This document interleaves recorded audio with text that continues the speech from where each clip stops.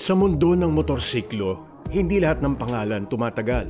Sa tindi ng kompetisyon, yung mga tunay na mahusay at maganda lang ang nananatili. Isa na rito ang pangalang MV Agusta. Maaaring sa mga ordinaryong tao hindi masyadong pamilyar. Pero sa mga tunay na rider, talaga namang legendary ang brand na yan.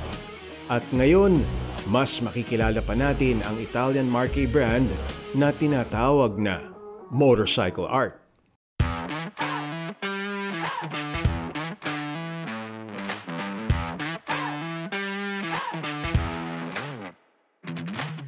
Kapag nakita mo ang isang MV Agusta sa kalsada, talagang mapapalingon ka. Malamang hindi mo ito kilala masyado pero siguradong magagandahan ka. Pero hindi bagong brand ang MV Agusta. Katunayan, isa na ito sa pinakamatandang sports bike brand sa buong mundo. 1945 pa kasi nang unang lumabas sa publiko ang MV Agusta. Nagawa ng kumpanya ni Giovanni Agusta. Eroplano talagang negosyo ni Giovanni. Pero noong nagka-World War II, napilitan siyang mag-focus muna sa motorsiklo. Mula noon, nakilala na ang MV Agusta sa napakaganda at napakabilis na mga motorsiklo. At sumikat bilang isa sa most successful racing teams noong 60s at 70s.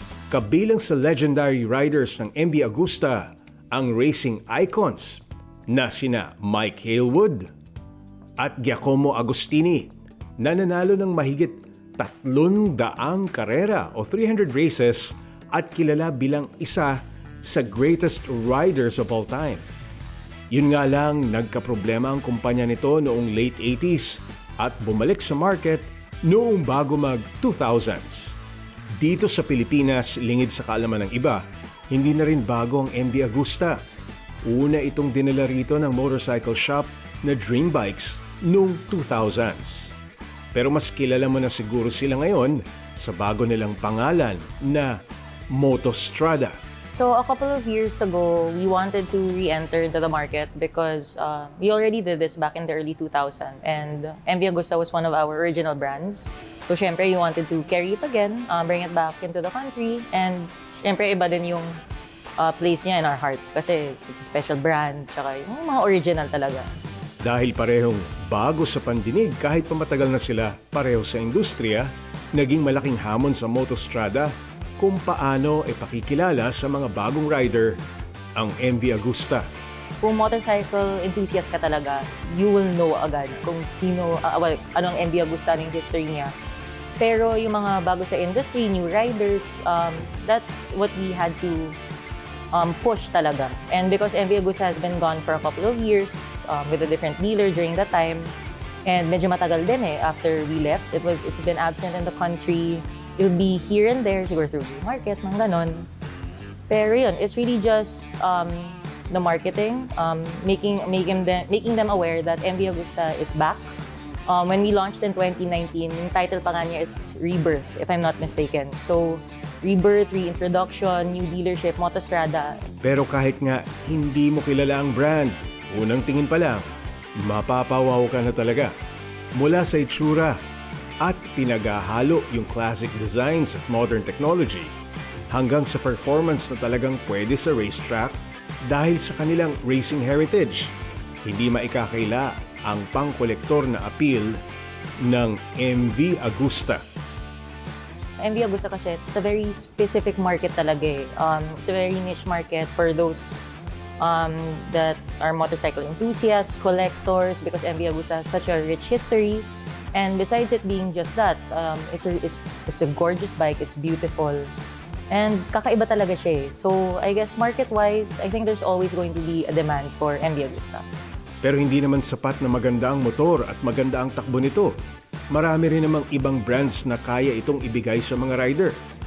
Tingin ng Motostrada yung personal na approach ng MV Agusta sa paggawa nila ng motorsiklo yung nakakaengganyo sa mga rider. I would probably say how it feels so personalized because every bike, it's assembled by hand and there's like a whole team of working, like whole team of people working on your bike. So, for example, when you purchase the bike, it comes with this customer kit. It's a wooden box, and when you open it, There's a letter from the CEO, parang welcoming you into the MV Agusta family. And underneath that, there are signatures of every person that worked on your bike. Because in the factory, they assemble your bike by hand. So hindi siya, no machines at all. Siguro yung mga machines would be like yung mga nag-weld. Pero in terms of assembling it, it's really touched Italian hands. So that's really what makes it special. Best seller ng Motostrada ang mga naked bikes ng MV Agusta tulad ng Brutale at Dragster. Pero sa ngayon, matindi rin ang demand para sa bagong labas na Super Veloce. Kahit pa kasi tradisyonal ang paggawa nila ng motorsiklo, siksik na rin ngayon sa bagong technology ang mga motor ng MV Agusta. Meron na itong mga smart connectivity system at high-tech riding aids tulad na lang ng smart clutch system. Pero gaya ng iba pang motorcycle companies, matindi rin ang naging epekto ng pandemya sa Motostrada. Hindi sila nakagawa ng events para i-launch yung mga bago nilang models. Pero ang maganda, medyo sanay na sila dahil kahit pa noong wala pang pandemya, hindi ka basta-basta makakakuha ng MV Agusta. There's only a certain production window. So for example, kung sa Brutale gagawin lang siya January to May, hinto, that's it for the rest of the year. Tapos na, following year na. And that's actually another challenge kasi it's unlike yung mga other brands na producing parang the whole year. So kung ubos na dito, order na lang ulit kami. It's not the same for MV. So that's actually another additional challenge. But I think that's what makes the bike even more special.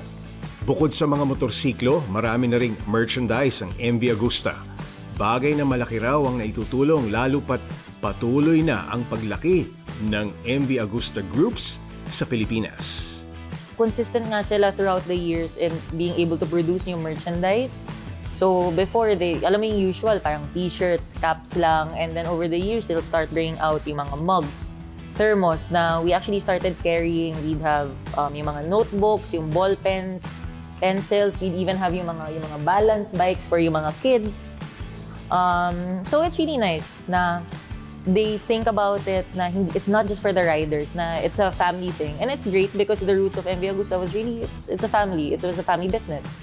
Sa patuloy na innovation at paglaki ng market ng MV Agusta, sigurado ang Motostrada na hindi magtatagal, mas marami pang makaka-appreciate at makakakilala sa legendary Italian brand na ito.